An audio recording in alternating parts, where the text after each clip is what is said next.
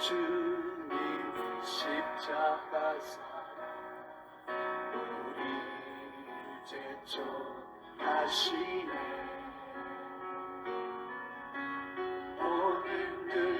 야고보부터 한 5명을 계속해서 말씀을 드리게 됩니다. 어제는 예수님의 제자를 부르신 원리와 베드로와 안드레에 대해서 말씀을 드렸고, 오늘은 야고보부터 말씀을 드리고자 합니다. 자, 야고보는 아버지가 세베대, 그러니까 예수님의 제자 중에 야고보가 2명입니다. 그래서 세베대의 아들 야고보는 대야고보, 큰 야고보라고 합니다. 키도 크고 나이도 더 많은 것으로 기록되어 있습니다. 그래서 표현을 야고보, 알페오의 아들 야고보와 세베대의 아들 야고보가 다르기 때문에 구분하여 설명을 하고 있습니다. 이 야고보는, 세베대의 아들 야고보는 사도 요한의 형이죠, 그죠? 그리고 이 야고보는 히브리어로 제이콥, 야곱을 헬라식으로 야고보라고 말하는 겁니다. 별명이 보아너게, 천둥의 아들, 우레의 아들이다, 이렇게 불려지고 있습니다. 그리고 예수님의 사도 12명 중에서 처음으로 순교를 당한 인물이 바로 이 야고보입니다. 그래서 야고보는 일찍 세상을 떠나버려 가지고 야고보에 대한 어떤 사역에 대한 기록들이 많이 남아있지 않는데, 사도행전 12장 1절에 헤롯 아그리파 1세가 이 야고보를 죽입니다. 그런데 그 사건으로 이 헤롯이요, 하나님이 쳐버리니까 충이 먹어 나중에 죽게 되죠. 그런 기록들이 사도행전의 기록에 잘 나타나고 있습니다. 그는 짧은 시간 동안 살았지만은 초대교회에 엄청난 영향을 준 거죠. 그 당시에 바로 또 베드로는 잡혀 있는데 베드로는 풀려나서 기적적으로 살아나면서 사역을 하게 됐고, 야고보는 순교를 당합니다. 그죠? 자, 그래서 그 어머니 이 살로메가 예수님의 이모라고 보는 학자들이 굉장히 많습니다. 그리고 주의 나라가 임할 때에 2 아들 야고보와 요한을, 한 명은 예수님의 오른쪽에, 한 명은 예수님의 왼쪽에 세워달라고 부탁할 정도로 살로메도 굉장히 대단한 인물이죠, 그죠? 그래서 예수님이 이 땅 위에 왕국을 건설할 것으로 생각을 했죠. 자, 그것뿐만 아니라 이 야고보는 굉장히 또 좀 불같고 다혈질적인 것이 있습니다. 별명을 그렇게 지어준 걸 보면 누가복음 9장 52절과 56절에 보면 예수님을 사마리아로 갈 때에 윗지방에서 이제 사마리아를 통과해 가지고 지금 유대로 내려가는데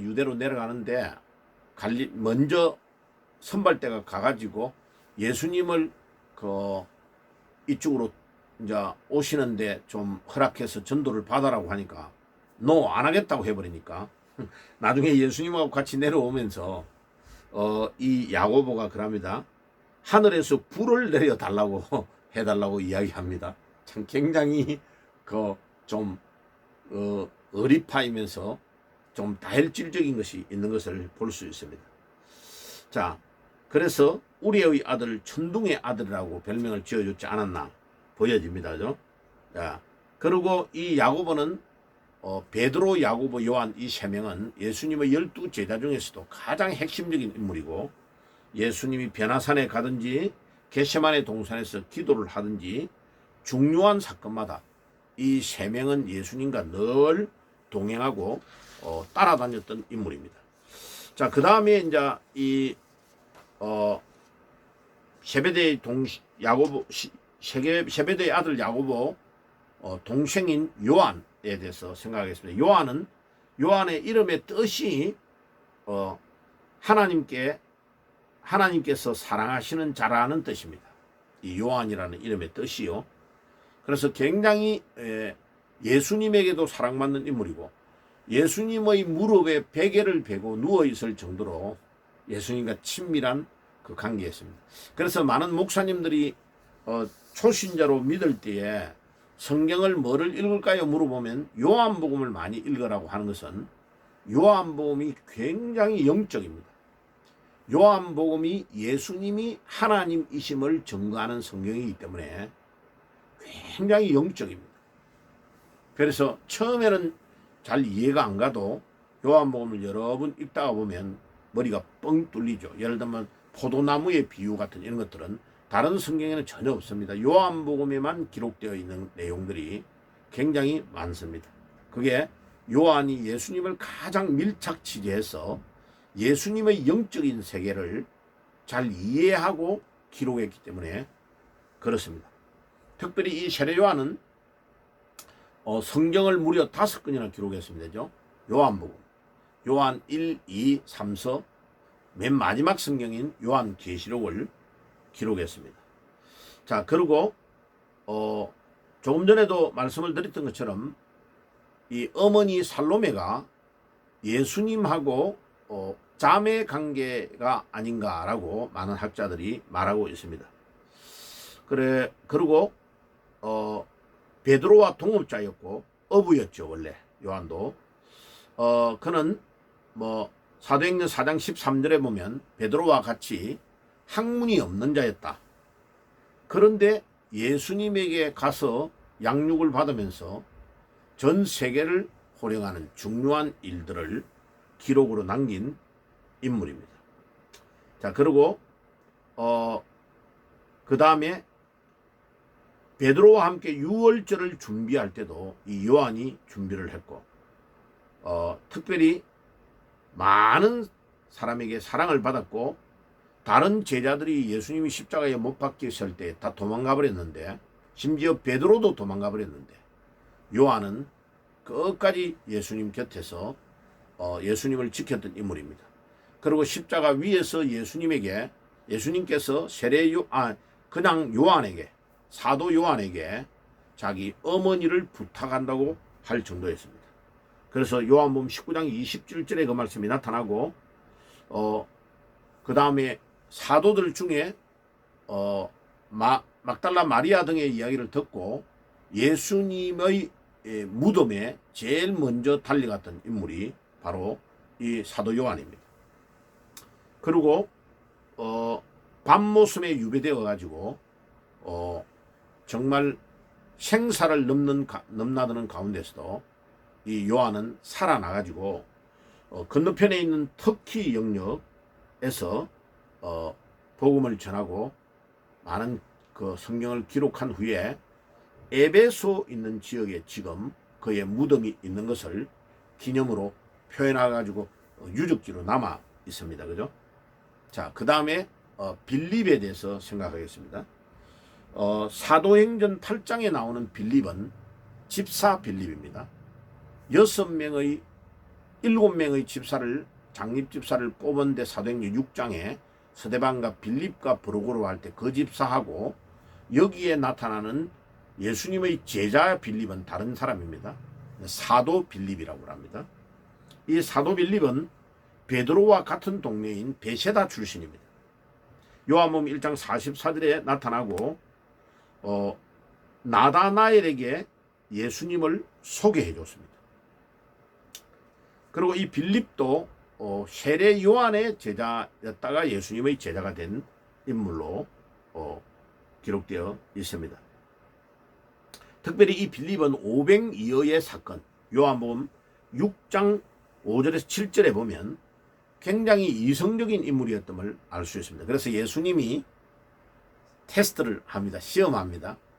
빌립아, 사람들이 이렇게 엄청나게 왔는데 이 어디에서 얼마만큼 떡을 구해가지고 해야 이 사람들을 먹이겠냐 이러니까 이 빌립이 얼마나 계산이 빠르냐면 예수님은 200데나리온은 충분히 들어가야 이들을 먹일 수 있다고 말씀합니다. 예, 그런데 그 같이 옆에 있던 빌립 말고 안드레는 딱 예수님에게 돈을 가지고 빌립이 200데나리온을 해라고 할 때에 안드레는 그렇게 이야기 안 합니다. 저기에 한 명이 보리떡 5개와 물고기 2마리를 가지고 온 사람이 있습니다 라고 말한 거예요. 그러니까 이 안드레는 예수님이 축사하시면 여기에 있는 어른들 남자만 5,000명, 그러면 여자들 어린아이까지 치면 10,000명, 20,000명 가까이 되는 인물들이 와 있는데도 예수님이 축사하시면 다 먹일 수 있다는 것을 안드레는 아는 거죠. 빌립은 계산을 해가지고 돈을 가지고 사야 된다고 생각하고, 그러니까 빌립이 얼마나 이성적이고 논리적인 사람인가를 잘 알 수 있습니다. 그리고 요한복음 14장 9절에 보면 이 사람은 엉뚱한 데가 있어요. 빌립이 예수님에게 하나님을 보여달라고 하는 거예요. 그럼 예수님이 뭐라 합니까? 나를 보았는데 하나님을 보여달라는 말이 무슨 말이냐. 다시 말하면 하나님은 영이시기 때문에 우리 육신의 눈으로 볼 수 없는데 그 영으로 계시는 하나님을 우리의 육신의 눈으로 볼 수 있도록 이 땅에 오신 분이 예수님입니다. 그러니까 예수님을 가장 정확하게 이해하면 유세비우스라는 사람이 기록한 문헌에 보면 말년에 그는 소아시아 지역 프루기아 지역에 복음을 전하다가 히에나폴리스에서 순교한 것으로 기록되어 있습니다. 그러니까 터키의 북쪽 소아시아 지역이라 하죠. 거기에서 복음을 전한 것으로 그 바울도 뭐 거기 터키 지역을 굉장히 개척을 많이 해가 교회를 많이 세웠죠. 그죠? 이제 그 지역에서 순교한 것으로 기록됩니다. 자, 오늘의 마지막인 7번째인 도마에 대해서 말씀을 나누게 됩니다. 이 도마는 쌍둥이라는 뜻입니다. 도마를 헬라어식으로 말하면 디두모라고 그럽니다. 요한복음 11장 16절에 나오고요. 예수께서 고난을 당하시면서 복음을 전하러 가는데 그때에 유대로 갈 때 도마는 다른 제자들에게 우리와 함께 죽으러 가자라고 말할 정도로 이 도마는 굉장히 어엽심이 있는 사람이었습니다. 요한복음 1장 16절에. 그랬던 사람이 어느 날 갑자기 예수님께서 순교해가지고 십자가에서 못 박혀 돌아가시니까 이 도마가 얼마나 멀리 도망을 가버렸는지요. 예수님이 부활하신 그날 주일날 밤에 제자들 10명이 모여있고 도마는 없습니다. 그래가지고 예수님이 나타나셔서 살아나신 것 못자국 창자국을 다 보여주니까 그 소문을 도마에게 말한 겁니다. 그러니까 도마가 뭐라 합니까?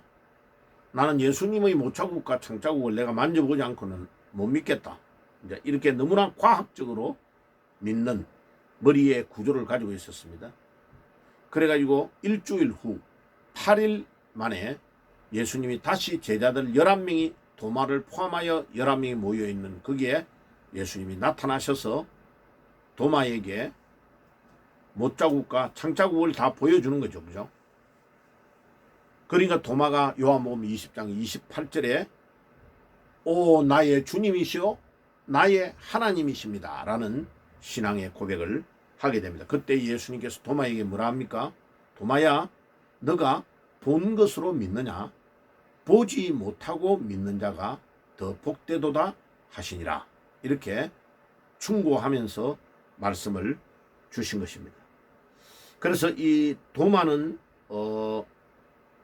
예수님의 부활하심을 목격하고 그 이후에 또 조금 있다가 갈릴리 디베랴 바다에 밤새도록 고기를 잡았는데 한 마리도 못 잡았는데 예수님이 해변가에서 기다리고 계시다가 그 7명의 도마를 포함한 제자들에게 그물을 깊은 데로 던져라고 해가지고 당겨보니까 168마리의 물고기 그냥 만선 조그만한 배에 고기가 가득 잡혔습니다. 그래가 예수님이 준비하신 떡과 그 고기를 구워서 같이 나누어 먹고 예수님 살아나신 것을 정확하게 확인했습니다. 그리고 유세비스의 기록에 의하면 이 도마는 인도에 가서 복음을 전하다가 순교한 것으로 기록되어 있습니다. 그리고 지금도 인도에 도마 기념교회가 있을 정도입니다. 또 어떤 문헌에는요, 우리나라의 신라에까지 와서 복음을 전했다고 하는 기록들도 있습니다. 그러니까 이 도마가 얼마나 부활하신 주님을 목격한 이후에는 부활의 신앙으로 목숨 걸고 전 세계를 향하여 복음을 전하는 인물이 된 것입니다. 자, 우리도 예수님의 제자처럼 부활하신 주님을 만나고 부활의 신앙으로 우리 남은 삶을 복음 전하는 데 전적으로 투여해야 되겠습니다. 아멘. 기도하겠습니다. 하나님 우리 아버지 감사합니다. 오늘도 5명의 예수님의 제자들에 대해서 우리가 말씀을 나누어 보았습니다. 우리도 그들과 같이 부활의 신앙으로 우리 남은 삶을 온전히 주께 드리는 삶이 되게 하옵소서.